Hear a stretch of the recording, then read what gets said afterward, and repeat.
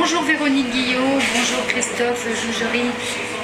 Donc ce soir vous nous avez présenté Noces en piste et après. Et je sais que vous avez un deuxième film. On prépare, oui, on est au montage d'un film qui s'appelle Comme un agneau, qui relate un an de la vie d'une famille d'éleveurs ovins dans le 04. Très bien, donc en attendant, nous allons parler de Noces en piste et après. Documentaire magnifique.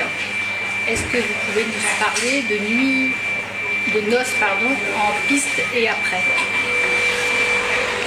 Mais nous, ce qui nous a plu quand on est arrivé ici, c'est que Jean-Pierre Castagna a dit ce n'est pas un documentaire. Comme il dit, ce n'est pas un festival, les rencontres. Il a dit c'est pas un documentaire, c'est un ovni. Et donc, depuis 2 jours, on se pose la question, est-ce un documentaire ou est-ce que c'est juste un film? Mais à la base, donc, on a filmé pendant une quinzaine de jours le mariage des gens du cirque, des petits cirques familiaux. Et ça devait être juste un film sur le mariage, parce qu'ils ont une manière assez singulière de se marier. Ils se regroupent avec une cinquantaine de cirques. Et donc 50 cirques dit beaucoup de camions, parce que chaque cirque a au moins 5 à 10 camions. Et ils se regroupent, ils se retrouvent pendant 15 jours. Et en 15 jours, ils marient tous les jeunes de l'année. Donc il y a une dizaine de mariages. Donc, et à chaque fois... 5. Oui, et à chaque fois, ils montent et ils démontent leur chapiteau, parce qu'ils se marient sous leur chapiteau, et ils décorent le chapiteau. Et donc, en fait, c'est né de... Christophe est photographe à la base, et il était allé faire des photos de mariage.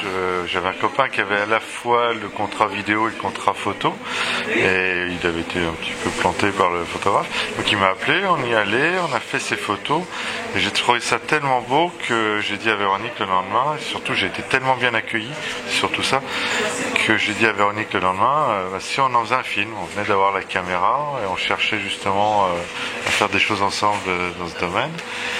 Elle était plus sur une idée de fiction, moi, venant de la photo et du reportage, j'étais plus sur une idée de documentaire. Et devant l'évidence du sujet, elle a dit oui. Voilà. Moi, quand j'ai vu la beauté, en plus moi je viens du spectacle vivant, donc je sais ce que c'est que le spectacle et je connais bien le cirque aussi. Et donc quand j'ai vu ça, j'ai dit c'est incroyable, on n'a jamais vu ça. Et d'ailleurs les premiers plans du film, ce sont...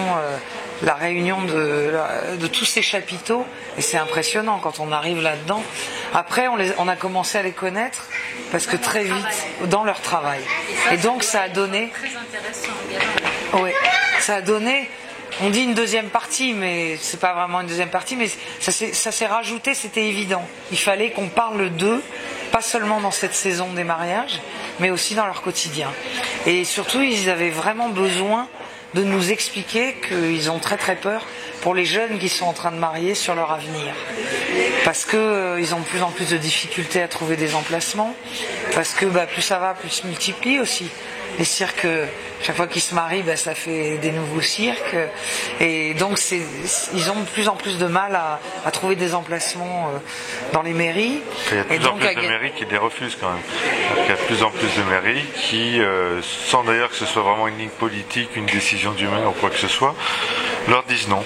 Alors des fois c'est peut-être juste une secrétaire de mairie qui a juste pas envie de s'embêter à traiter un dossier. Dire non, c'est quand même beaucoup plus simple que d'avoir un dossier à traiter, de devoir accueillir des gens, prendre des choses dans les services. Donc on dit non, sans avoir conscience de ce que ça implique pour les gens qui font la demande. C'est un petit peu dommage, donc on a voulu en parler, montrer ça et le dénoncer. Et ce film, où allons-nous pouvoir le voir? Alors, on l'a envoyé dans des festivals qu'on connaît et qu'on apprécie. On attend les réponses, parce que c'est vrai que pour nous c'était important d'aller à la rencontre du public avec ce film. On l'a envoyé à des télés, pour l'instant on n'a pas de réponse positive, mais on ne désespère pas, on verra bien. Mais ça vient de le faire, non? Il y a Maritima TV, donc là, une télévision locale autour de l'étang de Berre. Oui, le film a été fini il y a 1 mois, donc on est en pleine... on envoie un peu le film un peu par... Voilà. Et puis, on est très étonnés aussi, c'est qu'on l'a... Parce que Christophe est de Bourgogne, et on l'a emmené